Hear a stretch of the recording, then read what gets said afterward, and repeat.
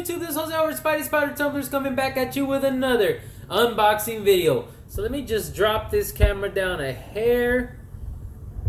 Maybe angle it a little different. Alright, so let's go ahead and try that out. So on today's unboxing video, I tend to try to keep Shortbox and eBay equal, but I have a little bit more eBay purchases than I did Shortbox this time around. So I got an eBay, I have another eBay, and I have a Shortbox. So let's go ahead and open up one eBay, one Shortbox, and then another eBay. So we'll go ahead and keep it even that way, I guess. So let's go ahead and open up this first package.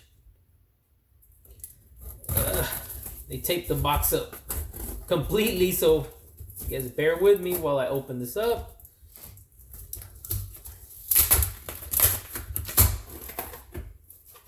Alright, so we got some newspaper. A lot of newspaper. Alright, I'll have to clean that up here in a little bit. Just made a crazy mess. Alright, so we have a little bit of wrap. Some bubble wrap to take off. Go ahead and get my knife. I think I'm going to go ahead and cut this one. I'm not going to try to reuse this. Alright, so we have a CBCS lab. Man, that is a big mess I just made. So we have a CBCS 9.8 Signature Series. And I was collecting these a little while back. And then I kind of slowed down because the prices were getting a little crazy. I found this one on eBay, which was not too badly priced. And it is the My Nightmarish Little Venomous Pony, number NN, obviously. So it's the Bear Claw Studios 2021 Izzy's ASM 55 foil variant. Amazing Spider-Man 55 2021 cover swipe foil cover. Witness signature by Jacob Bear on 2/17/21. And the other reason I like this, it's because it was the low number. It was number 2 of 35. So there you have My Nightmarish Little Pony. So I have a couple other ones like 300 cover swaps. I really like the way they are going with these covers. And of course, I'm going to go ahead and slide this over to try to do a screenshot. So there you go. Real nice cover. Foil goodness there. Wish it was a little bit better to show, but you get all the glare of the camera, of my table. See the mess I made on the table? So there you go.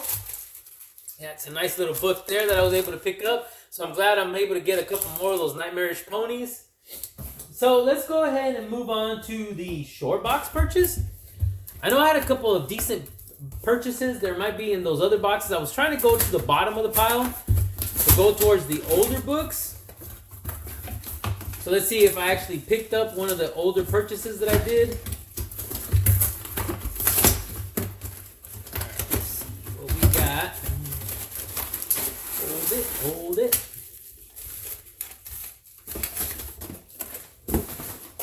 Oh. So the crumpled up newspaper is starting to get kind of popular, I guess. So, let's see what we got.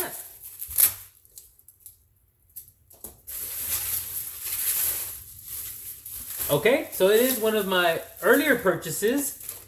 This one here, of course, you guys have been hearing me rambling on about how I'm starting to pick up random first appearances. This one here is actually an older comic book. This is a Charlton Comics, and it is a first appearance. To me, it is another a better first appearance than I've been picking up lately.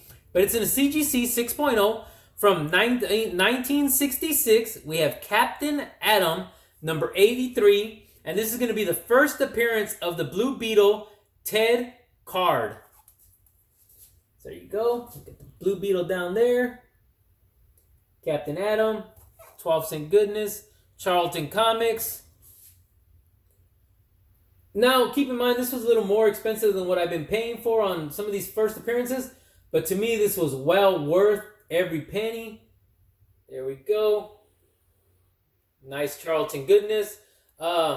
So, I'm even starting to pick up some Dal covers. So I'm going a little bit older now. So on those Dal books, I'm going to kind of go with covers that I actually like, and then just go from there. I'm going to try to keep them no lower than a 5.0 for Dal Comics. But you know, it is what it is. It goes on, and I end up getting sometimes 4.0, 3.0s of other books. So it may not be that big of a deal, but since Dal Comics is more like, I believe I got a Porky Pig coming in, a Scamp from Lady and the Tramp.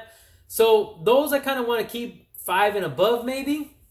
One, because to me it's more of something I would have watched as a kid, and it means more to me than it does to somebody else probably. So the value to me doesn't necessarily have to be high, but if I ever have to get rid of something, at least the eye appeal would be there to somebody because of the older part of the book and maybe what they might have watched as a kid, you know. So I got to look at the future. You know, we don't get any younger anymore, so it's a good way to invest. But the books are not getting any younger either. So if I can pick up some books from the 50s, the 40s, I mean, that to me just is like an accomplishment. So I'm actually happy to be able to do that. So that's what I'm going to be looking into when I do for Dal, is maybe a 5 and above. Now, don't get me wrong, if it's something that I would like to just save or salvage, because there are people that are willing to throw these things away if they can't sell them. I'll take the chance and purchase it, even if it's, you know, a few books that may not have been worth the price, but if I can get a good deal on it, then I'll go ahead and pull the trigger. And then, who knows, later on down the road, somebody else may want that for their collection and maybe even A-OK it to somebody that would be proud to have it in their collection. So it all depends, you know. It's not necessarily just for me, but of course to help out community members and stuff that maybe can't find them or can't afford to buy them, you know, just depending on the situation. So I could probably have it in my collection, and it doesn't really mean much to me, but it might mean to somebody else. So you never know. So this one here is a little bit earlier purchase that I did. So this is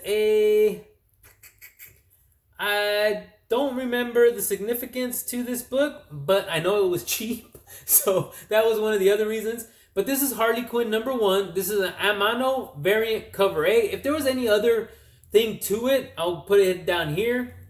But again, real nice. Sorry, I just burped. Excuse me. Real nice little cover there. Superman's cape. Of course, the DC logo, the Batman, you know, Japanese symbols. Trying to see if there's anything else on here. But yeah, she's kind of like smoking Superman there. Different other pictures in here. But I picked that up because it was a 9.8. And it was something different. So it was a nice little variant cover. At least I'm believing it's a variant cover. Yeah, variant cover. I just said it. I don't know why I'm thinking about it. But there had to be something else behind it. But honestly, maybe a $30, $40 purchase that I did. You know, what I always think of, future giveaways. Somebody that actually probably would love to have this in their collection. There's so many Harley Quinn fans out there. So that's another thing I always think about all the time, is the community. So my way of sometimes giving back is just finding something that somebody may want. So I'm going to do a quick little recap, but that's actually going to do it for this unboxing video. There was only 3 little purchases. I'm trying to keep these videos a little bit shorter so that people can just kind of watch what I pull in and do little quick announcements and stuff like that. But here you go, quick recap. We got a Harley Quinn #1. We got a old-timey Charlton Comics 1966, first appearance of the Blue Beetle. So there we go. Just trying to read if there was anything else up there that I might need to mention. Of course, it is a Ditka cover. Or, sorry, not cover, but let's go ahead and say it. It's a Ditka, Taylor and G, Frederick Story, Steve Ditka, and Rocco Masterio's cover art. Yeah, so it was a Ditka cover art. So, of course, there you go. I'm learning as I go along with these things, too, because a lot of these older stuff I would never had even known about. And, of course, My Nightmarish Little Pony. So, that is going to do it for this unboxing. If you guys can all do me a favor, leave a comment down below. Tell me what you think about these unboxings, what older books that you guys look for, whether it be Gold Key, Dal, Charlton Comics, you know, there's all kinds of other stuff. Just let me know a couple of things that you guys collect down there on the bottom. I'm always open to read a couple of comments and see what everybody else collects. Keep in mind, like always on these videos, I've been announcing giveaways. Just look at the video description down below. check for video links, see what that video is going to tell you to do. Hit it, hashtag whatever it asks, and you're in the giveaway. So easy as that. But yeah, if you guys can do me another favor, I'm kind of getting lost when I start announcing these giveaways because I'm not sure what I'm going to give away at the time. So I try to explain it, but it'd be nice if I knew what it was at the time and I can just say hashtag such and such. But bear with me, guys. These videos are further ahead. And as I go, I do have a pile of giveaways. So I think you guys will be super excited to see what all that's going to come out to later on. But if you guys can do me another favor, hit that like button. Give me a thumbs up. Subscribe if you guys haven't already subscribed. And please hit that notification bell so that you guys can get notified with any upcoming videos that I'll be dropping here soon. But like always, everybody, please stay safe, stay healthy, and I will see you guys on the next one.